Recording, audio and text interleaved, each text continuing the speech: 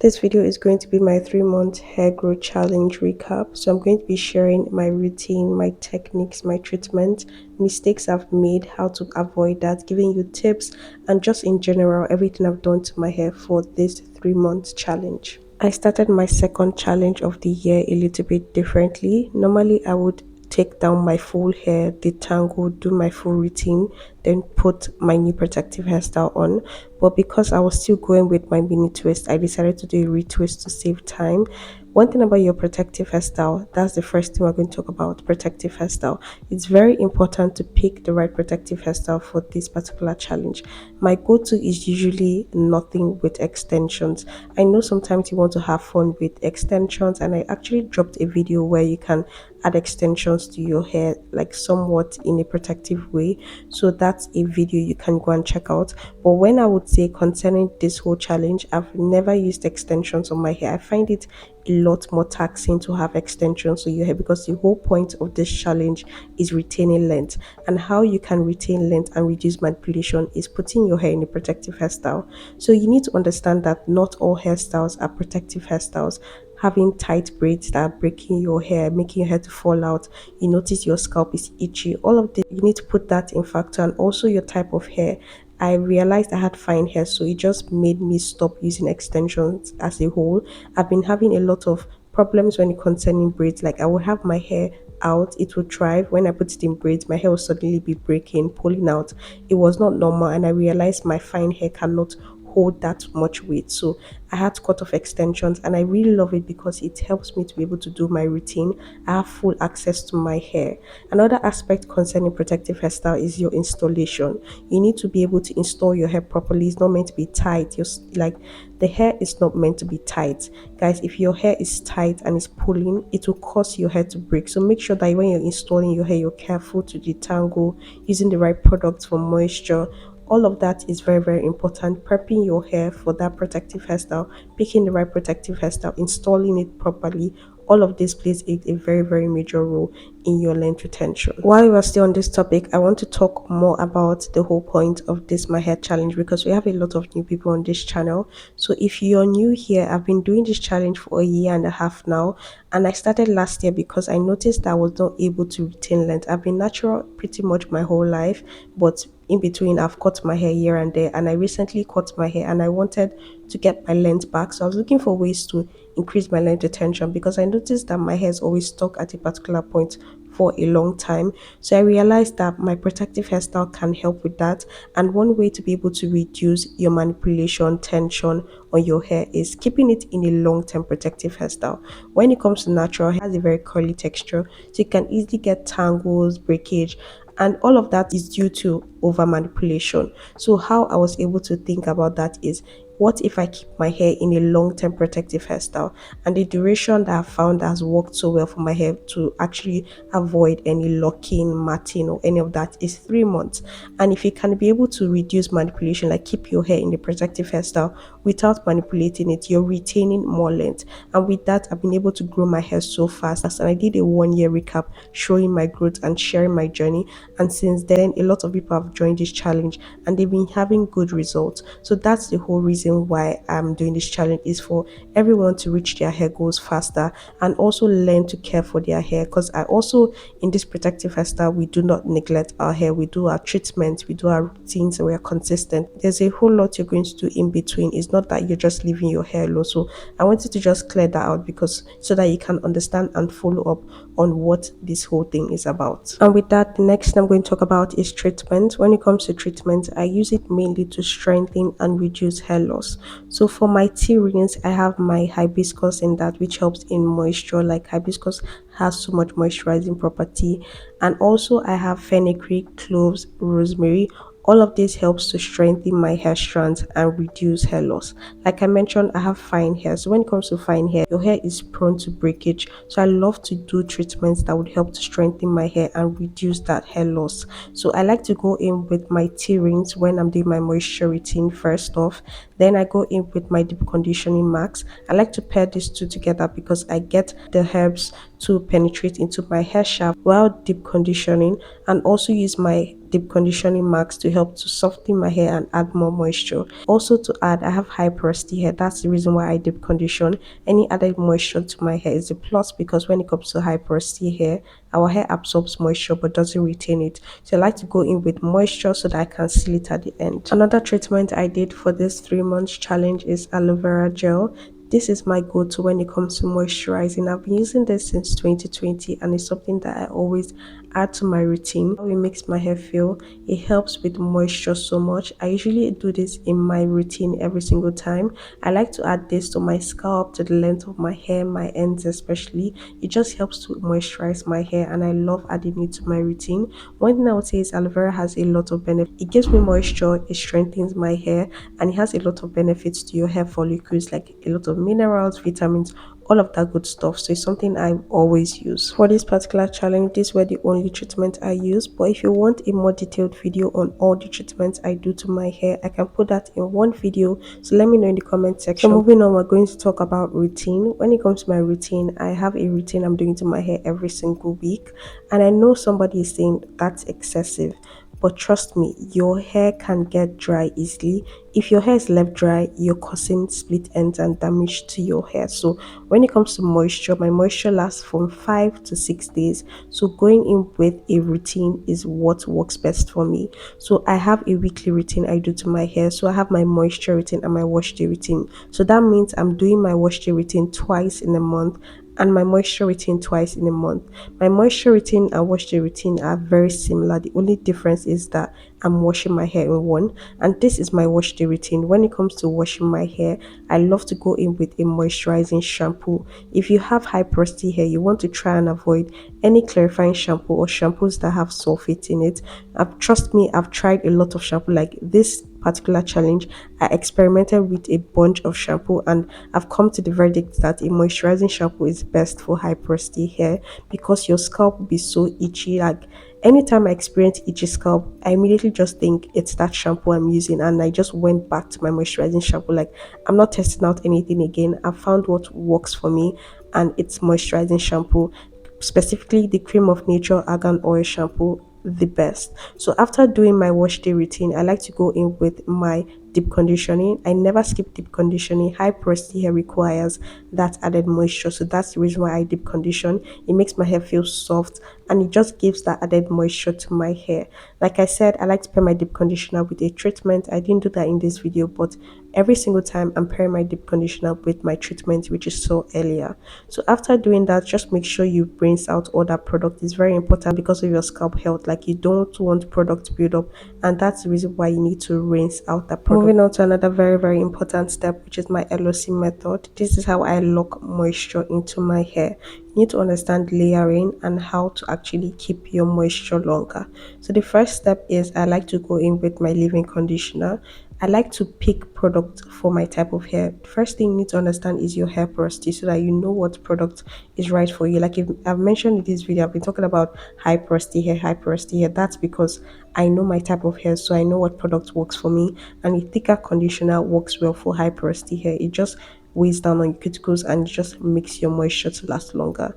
The next step is sealing in that moisture. For my sealant, I like to go in with my virgin hair fertilizer and also my oil. So for the virgin hair fertilizer, this is a very lightweight cream, so that's the reason why I can apply it directly to my scalp. When it comes to having a protective hairstyle, one thing you should try and avoid is product buildup. That's the reason why I do not apply anything thick on my scalp. Like I mentioned, my leave-in conditioner is a very thick conditioner, so I do not apply that on my scalp, only on the length of my hair. But because my cream and my oil is a very lightweight product, so I applied it directly to my scalp. So for my last step, I like to go in with shea butter. This just helps to lock in all that moisture. Like I mentioned, high porosity hair absorbs moisture but doesn't retain it well. So when I use shea butter, it literally just weighs down on my cuticles and my moisture lasts long. Moisture retention is something you should try and hack when it comes to this challenge, because moisture helps a natural hair to thrive better. It helps you to prevent split ends, which can lead to breakage, and if you can stop ends from breaking, you see a huge difference in your length retention. If your hair is breaking more than it's growing, that's what causes stagnant growth. So if you can take care of your ends, they are the oldest part of your hair, trust me, your length retention will increase, like it will double. So try and take care of your ends. If your hair is out, try and tuck it in. If you're not wearing your hair out, tuck in your ends. Just basically keep your ends protected, and that's what I'm mainly focused when it comes to this challenge. So that's basically my wash day routine. And when it comes to my moisture routine, it's very, very similar. There's nothing I do differently aside washing my hair. So usually I just go straight in with my treatment, then my deep conditioner, then rinse that out, then go in with my Loc Method, leave-in conditioner, oils, and cream. So it's basically the same thing. There's nothing I do differently. One thing about my routine is that I try to make it as simple as possible. Your routine doesn't have to be a very elaborate thing like a 10-step routine, a 100-step. The easy, simple things work best. Like when it comes to my hair routine, simple works well for me. You do not have to complicate things. When it comes to moisture, you put moisture on your hair, you seal in the moisture. Literally, that's all. Do your treatments to help boost your hair. Like everything doesn't need to be complicated. It's a very simple, simple step. One thing you should actually try and focus on is your consistency. You have to be consistent when it comes to your natural hair. You have to shop for your hair every single time. If you're not consistent with your hair, it will definitely show. You have to put in that effort to your hair for you to see results. So please try and be consistent. Try and shop for your hair. That's the reason why I made my routine very simple and straightforward, because in like 30 minutes you're done with your hair. It doesn't take up your day. It's something that you can just do quickly and get on with what you want to do, so you do not have any excuse. So try and uncomplicate your routine. Maybe that's the reason why you're always seeing your hair as a stressful thing, because your routine is long and complicated. Make it as simple, as easy as possible.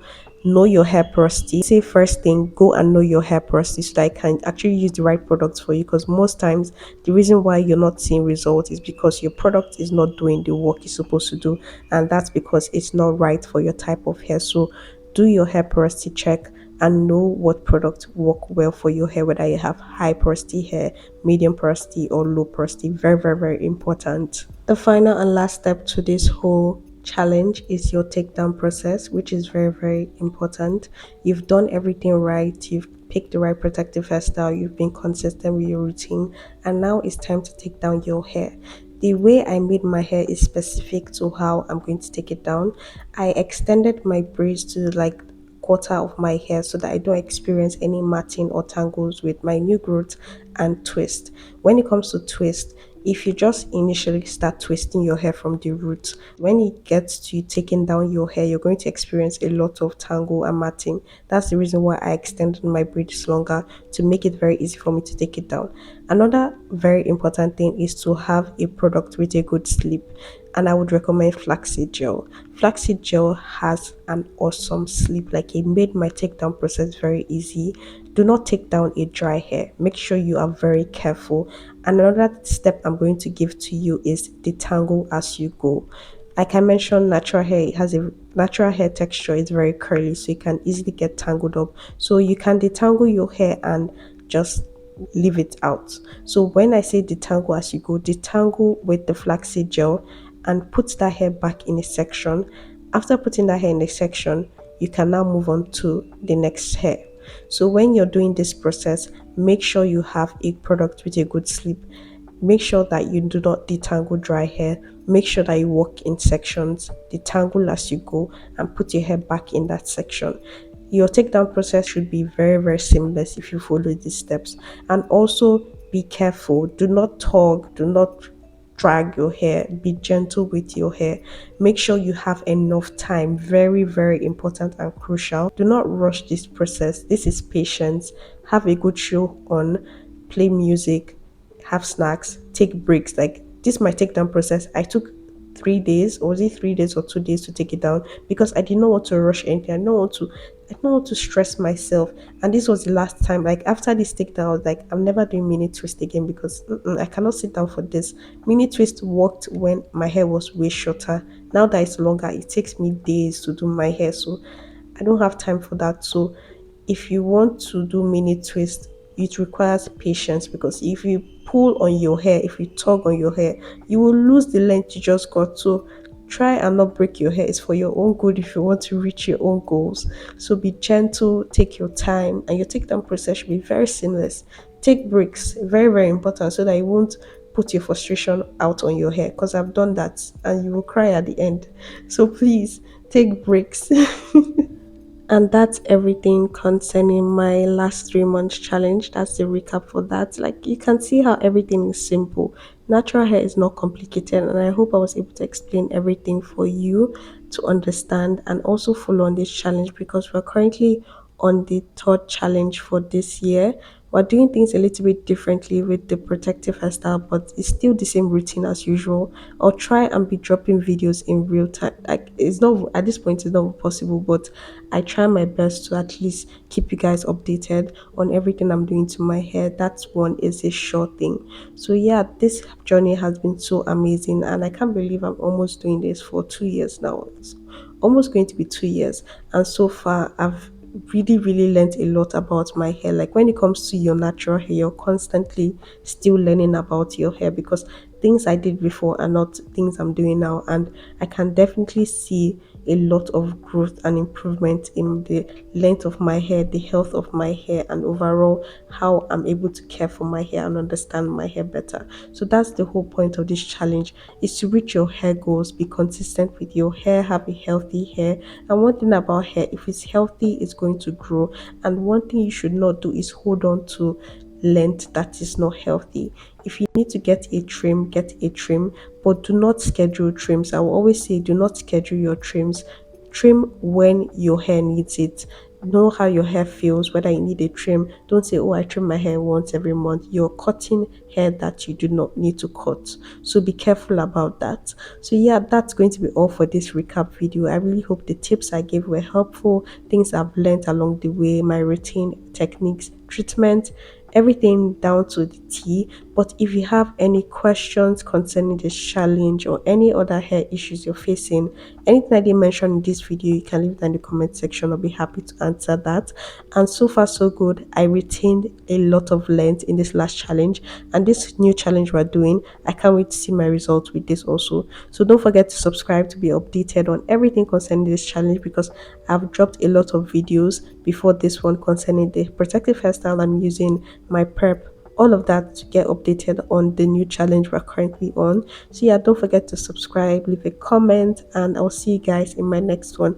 Love you guys, and bye.